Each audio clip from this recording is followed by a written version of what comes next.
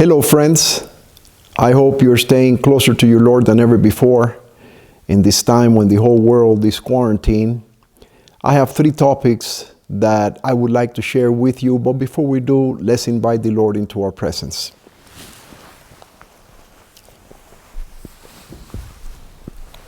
Father in heaven, thank you for this beautiful day that you've given us to come together and study your word. Father, the world has changed completely in the last 45 days. There are so many coronavirus theories out there that we no longer know what to believe. But we know for sure this is a tool of Satan and that you are allowing it to take place. I believe as a wake-up call for your church and for the world. And there's no doubt that worldly governments are going to take advantage of it to try to bring about a new world order, which we know will culminate in a universal Sunday law. Father, for 175 years you've told us that the final movements would be rapid, but we never expected anything like this. Your people are worried, they're concerned. Many of them are in fear. Father, help us to remember that if God be for us, who can be against us? Please be with us now as we open your word. In Jesus' name, amen. Okay, so I have titled my first topic, Preparation to Leave the Large Cities. You know, for the coming crisis, we need more than anything a spiritual preparation. We can study prophecy, we can learn all these things, but if we don't have a relationship with Jesus, we're not going anywhere. We all agree with that. But do you think after the crisis with toilet paper in coronavirus, do you think when Noah went into the ark, God would have told him, Noah, make sure you have the equivalent of toilet paper? How about a flashlight? How about a little bit of food for the animals? How about stored water? So I think we need to be thinking about that as we get closer and closer to the end of time, which we are now. God told us 150 years ago to move out into the country, to live a healthier lifestyle, to be able to work the city from outposts in the country, but to raise our own provisions, because in the future, the problem of buying and selling will be a very serious one. Look at us now. We're going through that right now. When the Twin Towers fell in New York, you remember that within a day, the entire New York was closed. Nobody could come in or out. Now, we are seeing entire countries closed. Imagine that. Who would have told us that? We have been warned that the National Sunday Law is going to be the last opportunity to leave the large cities. I've always thought, well, we have to submit the law to Congress. It's got to be debated. It's going to take 6 months. Excuse me. It's going to take 6 months for this law to go into effect. After coronavirus, I want to tell you this is not happening. President Trump requested $2.5 billion for a wall. It took months of negotiating back and forth. He never got it. Then on March 23rd, the House Democrats submitted a $2.5 trillion with a T stimulus package. On March 25th, the Senate approved it. On March 27th, the president signed it into law. 4 days. Who would have told us that could have happened in America? I would like to share with you a checklist of things that I feel are going to be required to have in the coming days, so that when you are told by the Lord, get out of the city, and we don't know how much time we're going to have, but whenever that happens, you can go ahead and take a backpack for each member of your family, which I think we all should have right now, and be able to arrive wherever the Lord takes you. Mom's house, a brother's house, a brother in the church's home. You're going to get there, and instead of getting there empty-handed, you can get there prepared for the times that you're going to spend there. Because this is right around the corner, folks. Topic number 2, I have titled The Two Apparitions of Satan. Ellen White wrote her most important book, The Great Controversy, and in the 1988 version, she included in chapter 39, a chapter entitled The Time of Trouble, she included an apparition of Satan, but it takes place after the close of probation. And for 35 years, I've always wondered, what is the sense in having Satan appear after probation closes when he can deceive anybody? Well, this piece of the puzzle in my mind was resolved a few days ago as I was preparing to film this video. And let me tell you, there are two apparitions of Satan. One takes place at the commencement of the little time of trouble. Ellen White called it a small time of trouble just before the plagues are poured out. The first apparition takes place then. The last apparition takes place in the time of Jacob's trouble, which is the one described in the Great Controversy. Unfortunately, the second apparition of Satan was written by Ellen White in 1902. The first one was written in 1888, so it was a number of years later. And that particular apparition was not released to the church until 1988. So the grand majority of Seventh-day Adventists have never seen that apparition. I have shared it with you before. But even those of us that now know that that apparition will take place at the beginning of the time of trouble, we didn't understand why. I had not seen why. This will be an eye-opener to you. Topic number 3, I have titled it, Do the 6,000 Years End in 2022 or 2027? A number of you have requested that I give my opinion on a study released late in 2019, where the proponents claim that the 6,000 years, not from the creation of Adam, but from the time that Adam sinned, takes place in the year 2027. The proponents of the 2027 timeline use a 50-year jubilee, where the jubilee takes place on the 50th year and the following year commences year 1 of the next jubilee cycle.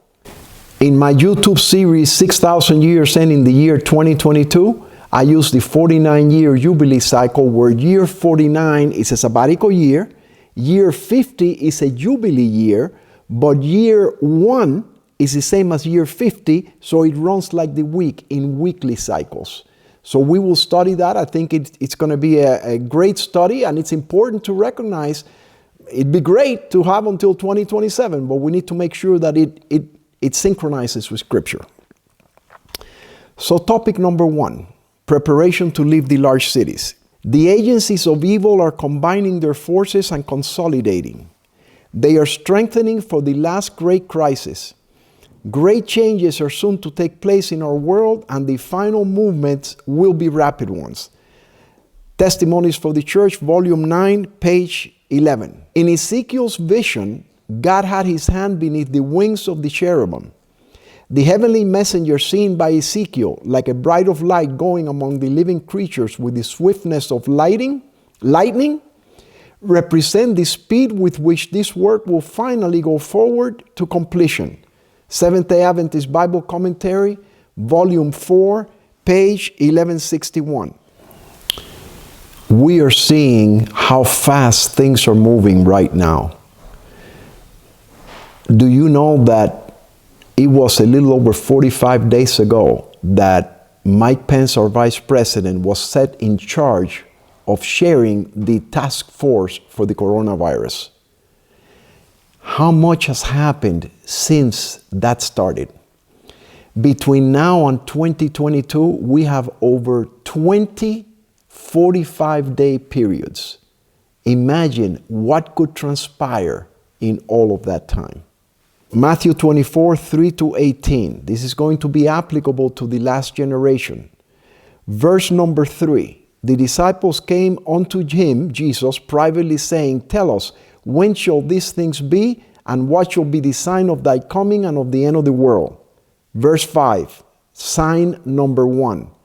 For many shall come in my name, saying, I am Christ, and shall deceive many.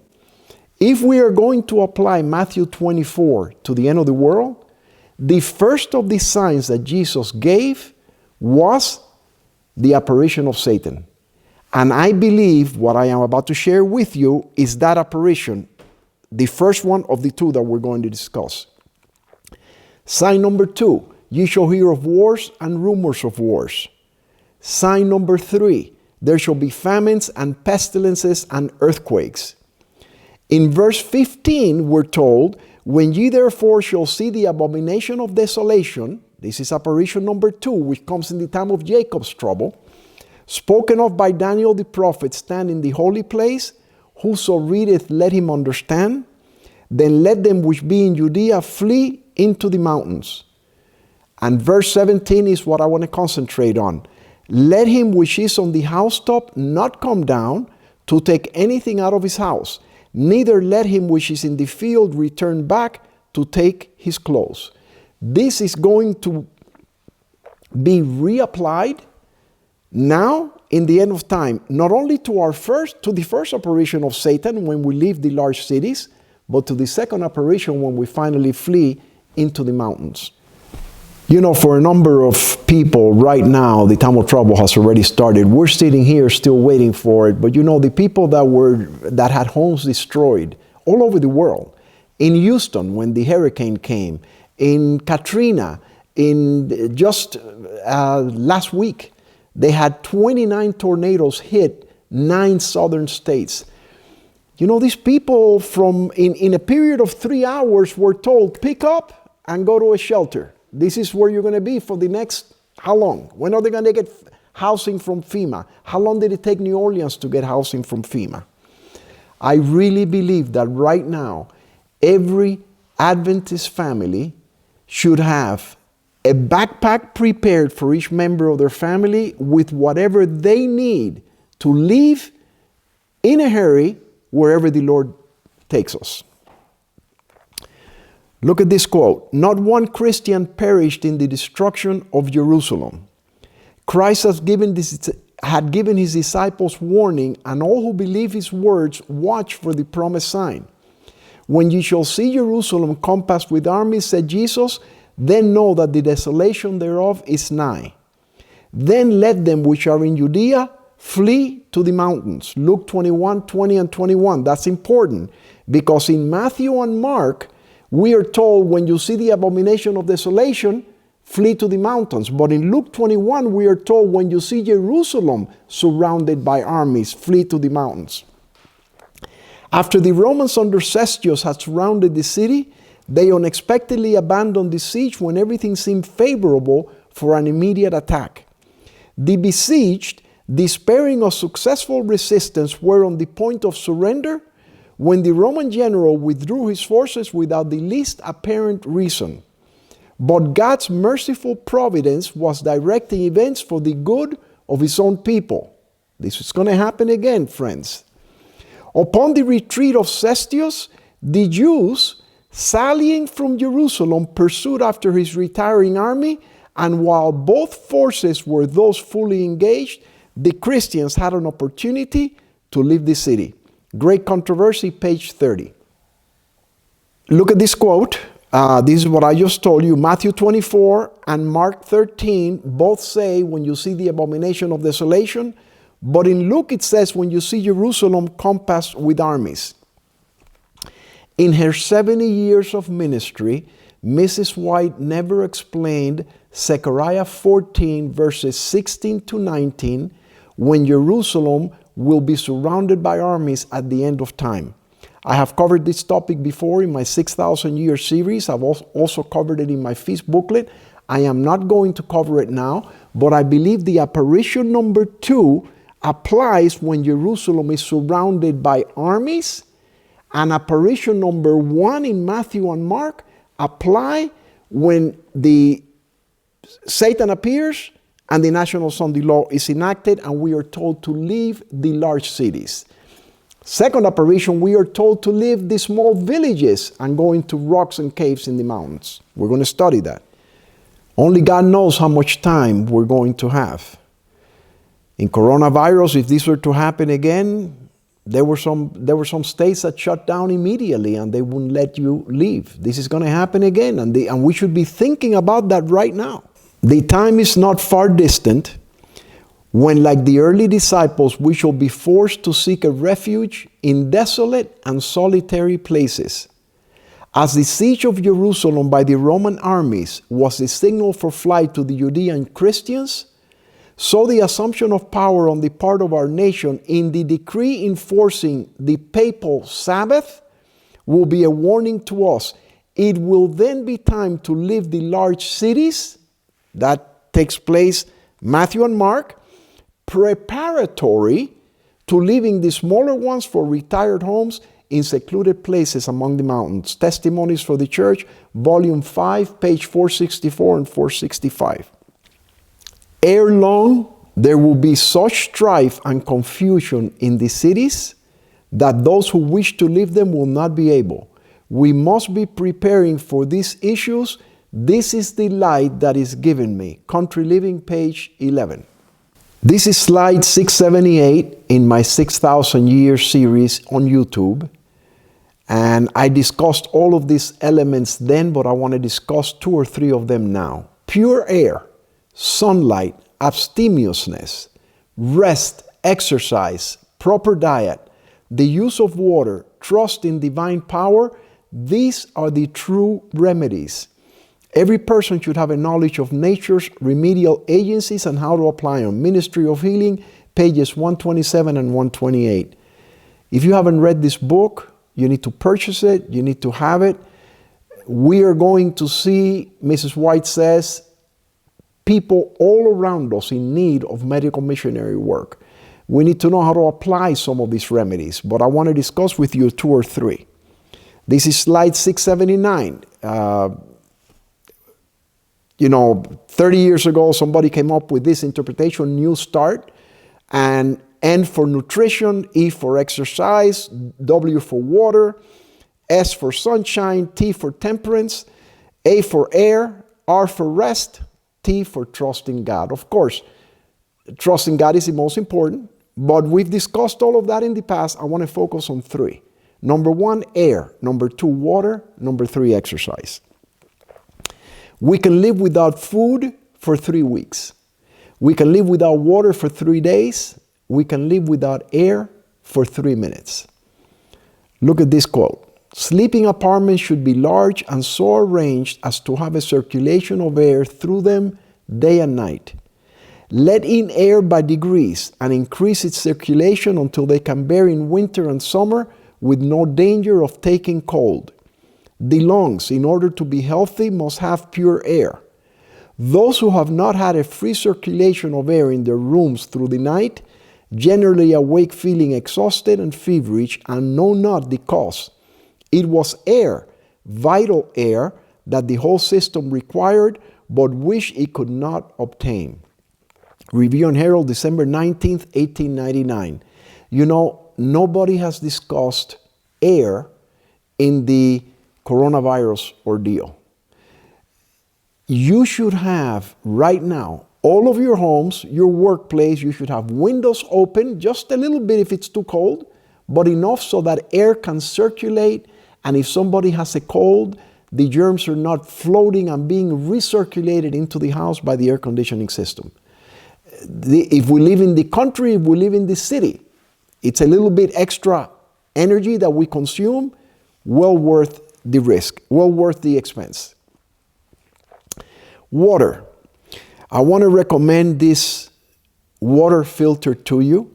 It's pricey. The best there is the one that is used by the army when they go into places like Africa, by the Red Cross, where they may only have water from a creek to drink. Completely stainless steel. It's got a faucet in the bottom. It comes with 2 filters, 2 charcoal filters, enough for 6,000 gallons. If you want to travel, you put the top part into the bottom part. Google it. I really believe you're going to need this wherever you end up. You're going to need water for you, for your family, for your little group. It's worth the investment to have this. Exercise. Walking in all cases where it is possible is the best remedy for diseased bodies, because in this exercise all the organs of the body are brought into use. There is no exercise that can take the place of walking. By it, the circulation of the blood is greatly improved. Testimonies for the Church, Volume 3, page 78.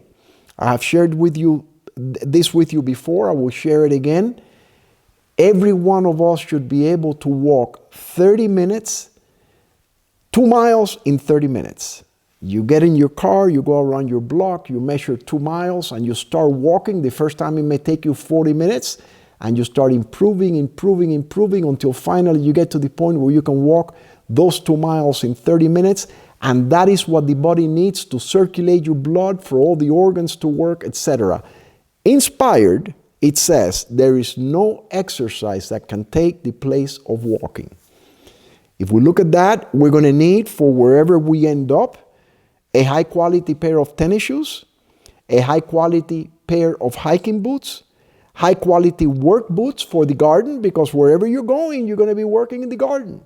There's not going to be any food. We're not going to buy gasoline. We're not going to buy food. We're not going to buy medicine.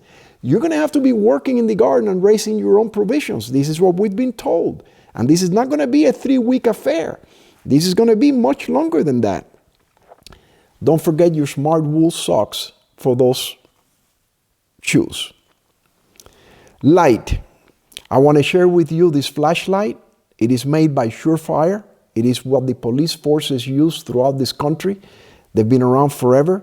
I've had one. Again, it's not cheap. Well worth it. Notice that this one has 2 outputs. One is a 15 lumen and the other one is a 600 lumen. Meaning that you turn on the flashlight, you click it once and you get the 600 lumen. Hardly use it, but if you have to open a door in the outside at night dark, you will need it. But for most other topics, for most other instances, you just click on the second click and you have 15 lumens, which is more than enough to get around the house, for mostly everything we need. It's a rechargeable battery. It will last you and last you and last you. I usually charge it up once a year. And I use it every night for little things, getting up in the middle of the night, etc. Highly recommend at least one for the person that's going to be responsible for that home. Have one of these. This is also from Surefire. It's a headlamp. You wonder, well, why do I need a headlamp for? Well, you may have to get up and go open a gate when you arrive at where you're going. You may have a flat tire at night. You can't have a flashlight on your hand and fixing a tire. You put your headlamp. This headlamp is adjustable, hard to find. You don't find them like this. It goes from 0 to 300 lumens. So if you adjust it down to 15 lumens, you can see mostly everything, but if you need 300 lumens, you can turn it on. It comes with batteries. You have to buy batteries at the bottom. Surefire makes 10-year life batteries. Highly recommend. What would you give for a flashlight when all of a sudden it's dark and you have a flat tire on the way to where you're going?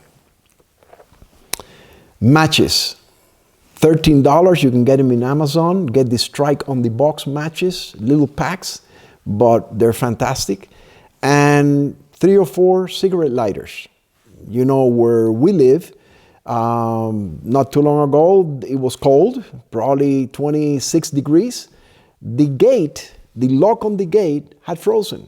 When I tried to open it, it wouldn't turn. I had to take a lighter, heat it, and then turn the key. These are the things that if you're living in the city, you may not know, but this is what you're going to. We are going to the mountains. We are not going to the beach.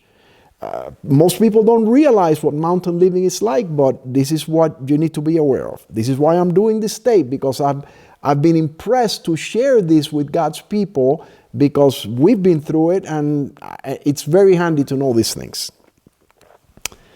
Shelter per person. High quality 3-man tent with a ground cover for 2 men and the gear of those 2 men. So if it's just you and your wife, don't get a 2-man tent, get a 3-man tent.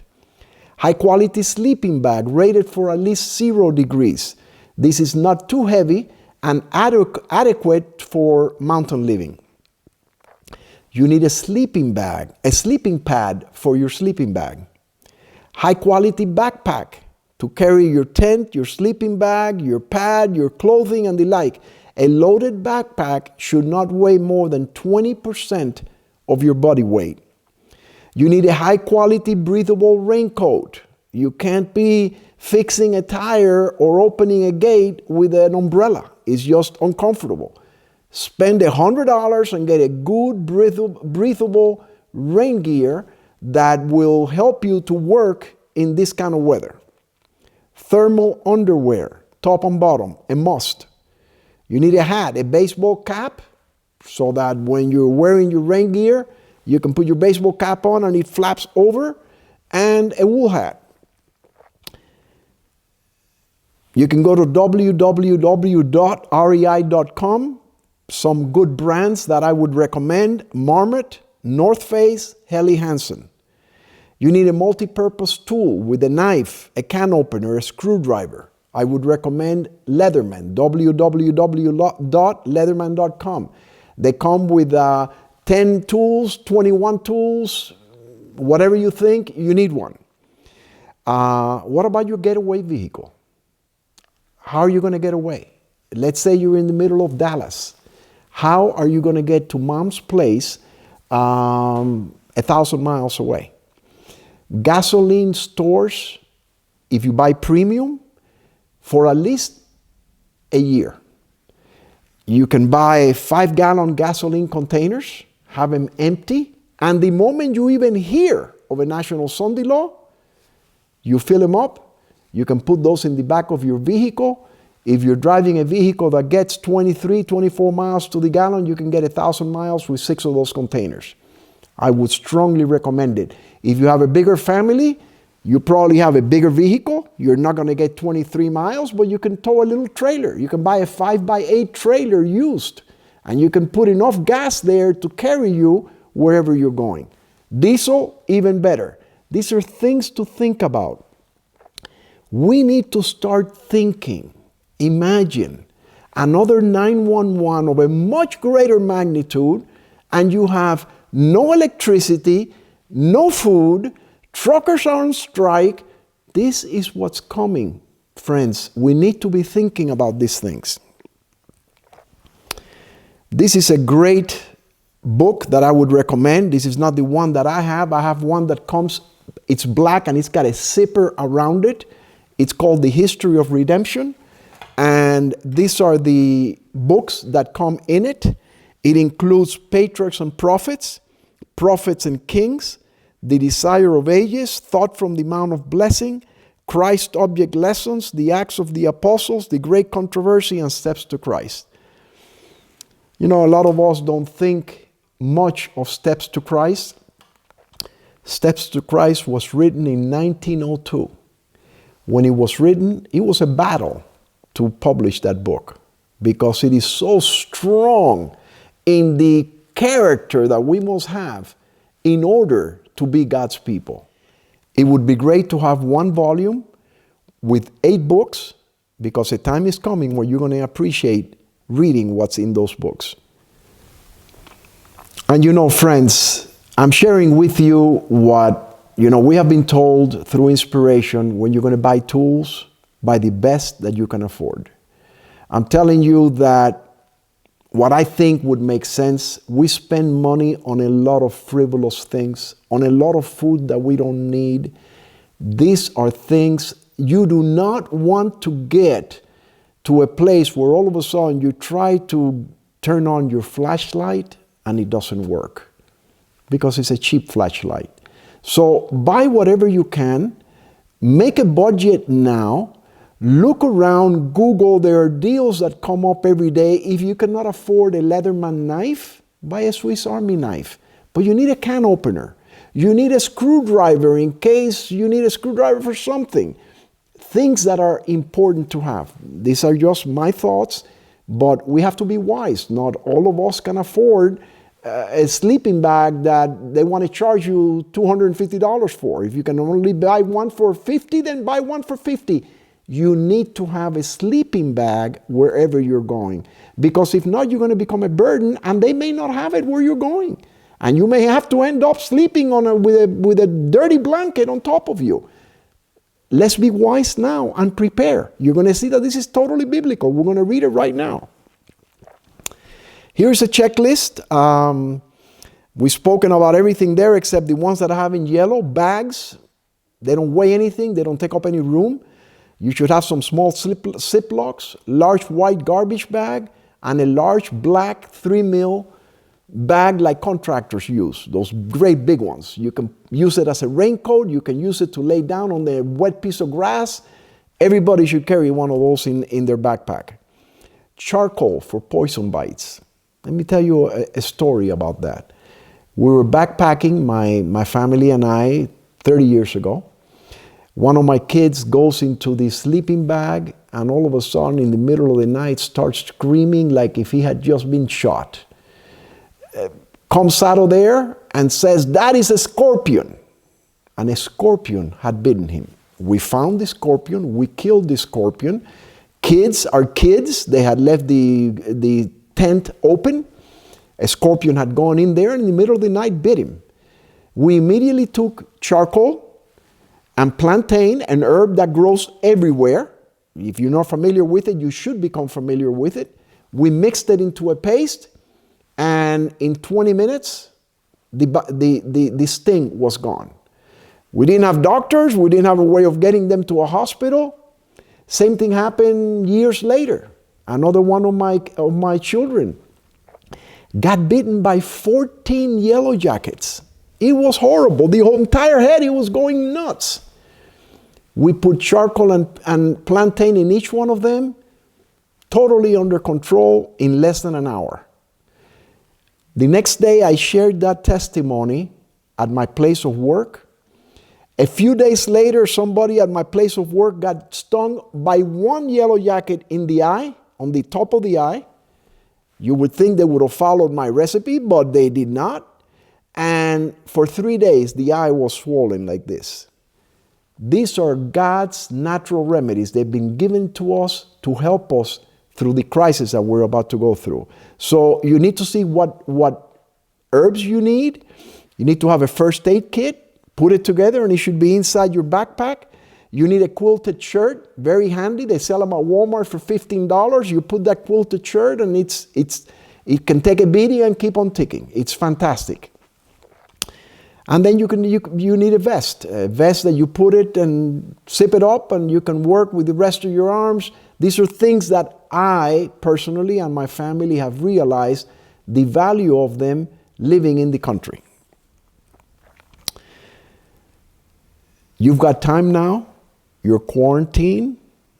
This is a book that I would highly recommend, How to Grow More Vegetables, Fruits, Nuts, and Berries in Less Land Than You Can Imagine. 30 years ago, they had a class on this man who is now an authority throughout the world. I took it. I learned it. We moved to Montana. In Montana, the people in Montana told me, "Lou, you're crazy. You cannot grow black beans here. You cannot grow tomatoes here. We only have a 3-month growing season, sometimes 4. I put this to practice. You dig the soil, like Mrs. White says, dig deep the soil. Today, you dig down in the soil 6 inches with a rototiller. This calls for 24 inches. It's all described in there, but let me tell you, in places like Africa where you get one rain in the whole season, they're growing crops, and this man is now an authority throughout the world. He's taught in countries after countries how to grow food and supply the needs of your family. It would be a blessing to get to where you're going and be able to say, "Hey, I can handle that. I can grow my own bed." They may give you one bed to grow your own food. Think, this is coming. We don't know when, but sooner than later, I assure you. And this is a little trick that some of you living in the country may not know about. To me, it's been a great blessing. You get this is 2 for $40. You can buy one for $20. It's 144 squares.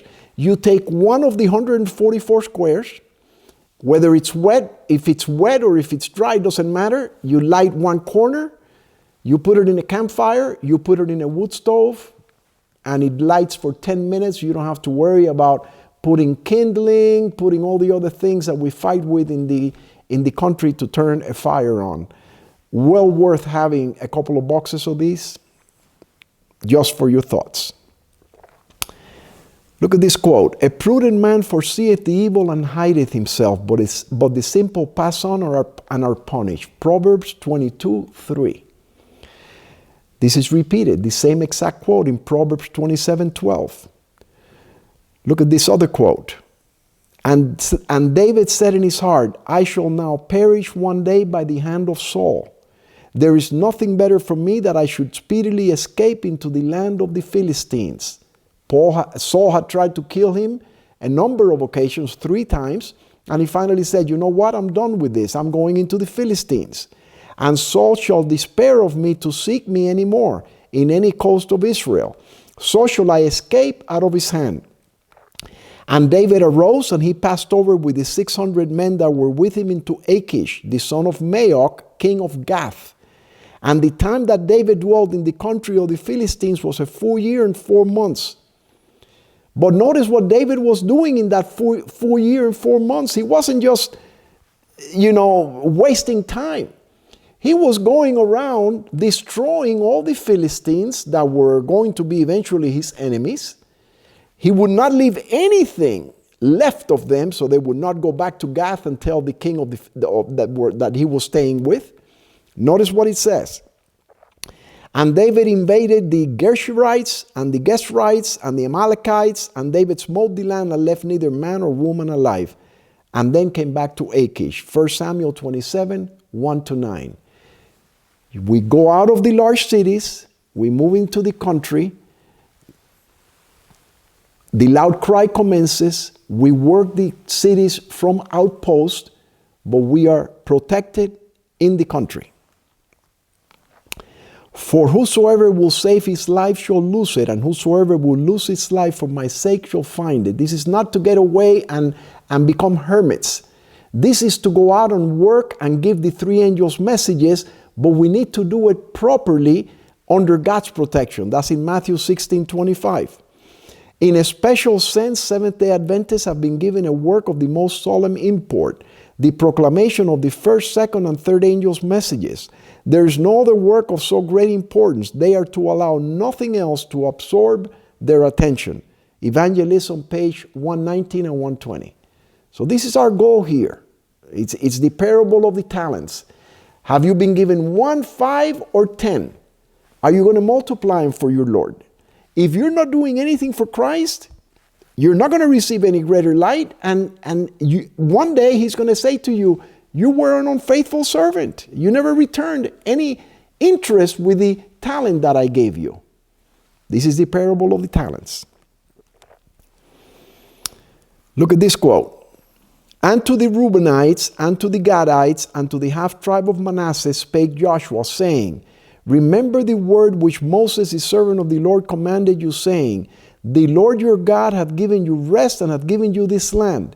Your wives, your little ones, and your cattle shall remain in the land which Moses gave you on this side Jordan, but ye shall pass before your brethren armed, and all the mighty men of valor, and help them. Joshua 1:12-14.